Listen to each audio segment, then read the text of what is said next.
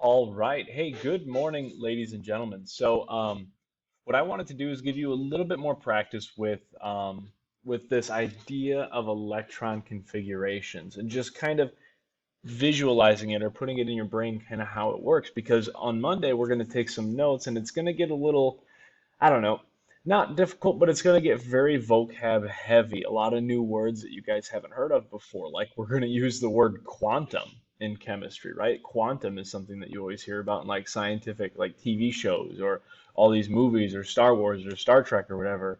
But we're actually going to be talking about what quantum means. But before we do that, I want you guys to have kind of a good idea how these electron configurations work. So this assignment, I'm going to do this first problem with you guys, and then throughout the rest, I'll give you three problems for you to do on your own, and that is all you have to do for me today.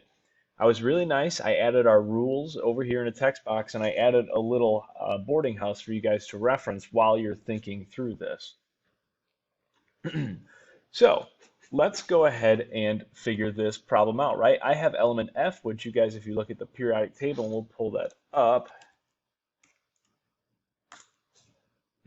is fluorine. Periodic table is fluorine right here, element number 9.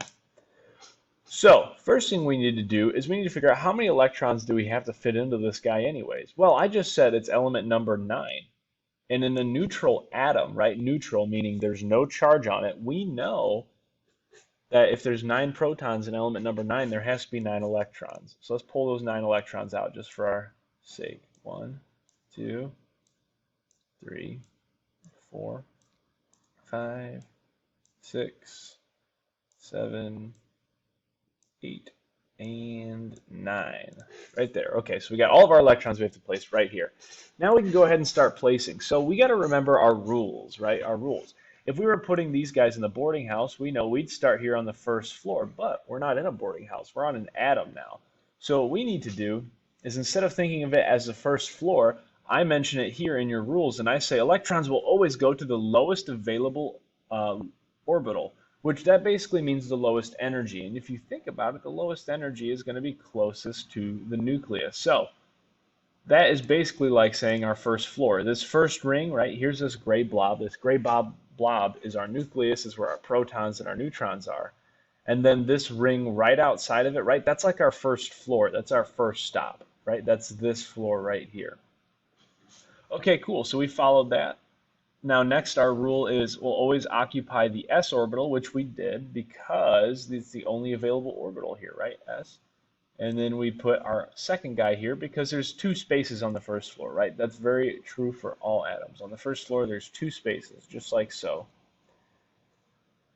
All right, so we filled our first floor up, right? If we were looking over here, we basically have accomplished this. Oh, hold up.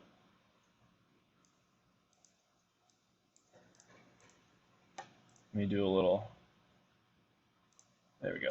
So we basically have done this.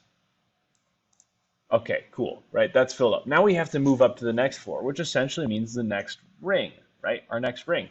So we have a few campers we can place. If we look here, we have to first start in the s orbital, right? Our s orbital, that's one of our rules. Electrons will always occupy and fill the s suborbital first.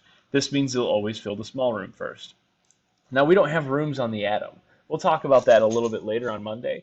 But we don't have rooms. We just have floors, right? We have this first floor, our ring number 1, this second floor, our ring number 2, and this third floor, our ring number 3. So we got to put things on the second floor. Let's put this guy and this guy. So essentially what we've done, right, is now we've done this. We filled up that S room on the second floor, right? We added these 2 other electrons. But we still have 1, 2, 3, 4, 5 that we have to place. So they have to go somewhere too. And we see on this p room on the second floor, our p orbital, right? Our p suborbital, the energy level has an available 6 spots, right? Because 1, 2, 3, 4, 5, 6, 2 spots per bunk. Same thing with the atom. Our second floor has a total of 8 spots. So we have 2 taken up and we have 6 left over. So we can go ahead and throw these on there. Just like that, right? Just like that. We'll talk a little bit later when we do something called Lewis dot structures, how we actually draw this, because technically we pair these electrons up with each other. Just like we do in the bunk beds, right? These electrons are paired up, well, all of these would be paired up too, and then we'd have one guy who's left alone with no pair.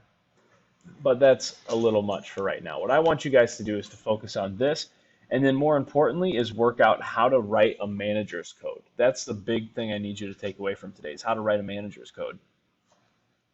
Now, when we're doing a manager's code, what we have to remember is our, excuse me, is our first number is always going to be our floor. So we always start on floor 1. And actually, I'm going to fill out the rest of this. So if we were looking at the two models together for fluorine,